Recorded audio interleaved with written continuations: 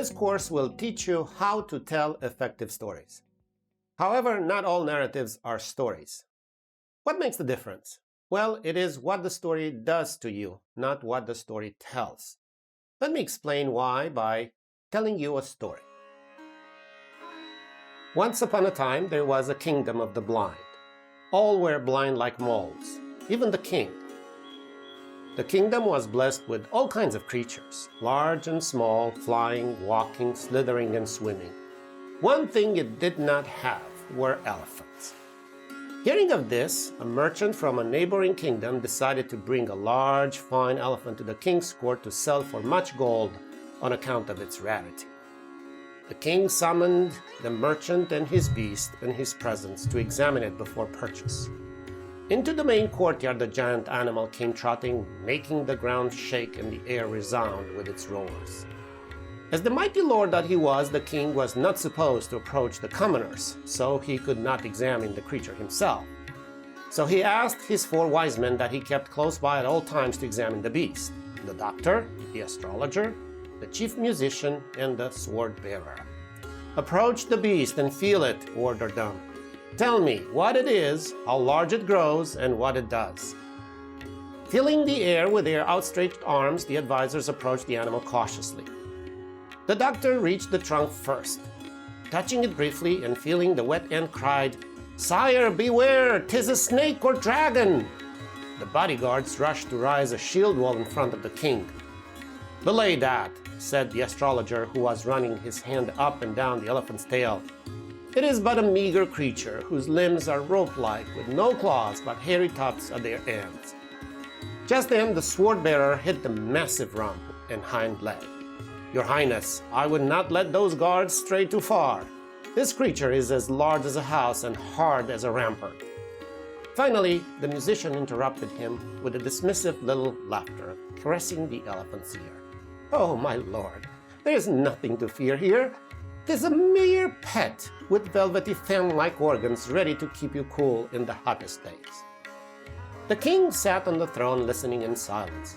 He was truly puzzled. What kind of creature could be at the same time large as a house, slithering as a snake, thin as a rope, and useful as a fan? The merchant brought him out of his ponderings. "O king, while observant in their own way, each of your wise men failed to see the whole for the parts. This mighty beast is called an elephant. Its body as large as a house. Its long trunk can grasp and handle things with the strength of a boa, and its 2 flappy ears keep it cool in the hottest days. As for the rope, that is its strong, tufted tail that keeps the pesky gadflies away." The king was surprised to learn that what appeared to the senses was quite different when seen with the eye of the mind. Truly amazing animal indeed, which is much more than what meets the tips of my wise men's fingers. "Master of the coin, give this man the price he asked for the beast and 3 times more for teaching me something today," decreed the king. This story teaches us not only that appearances can be deceiving, but also about the nature of stories in general.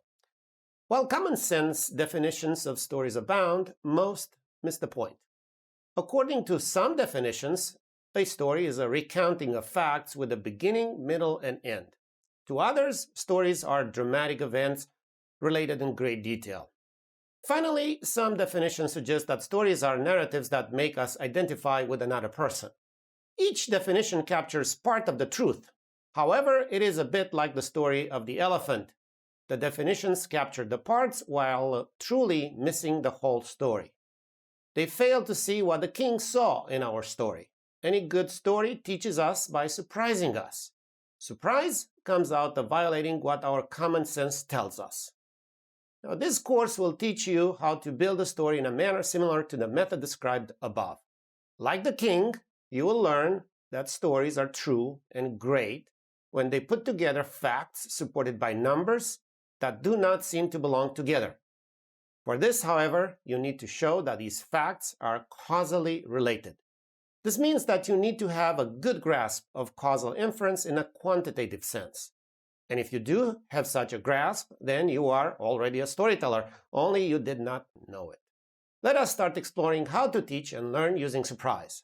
Start by reading the essay What is a good story?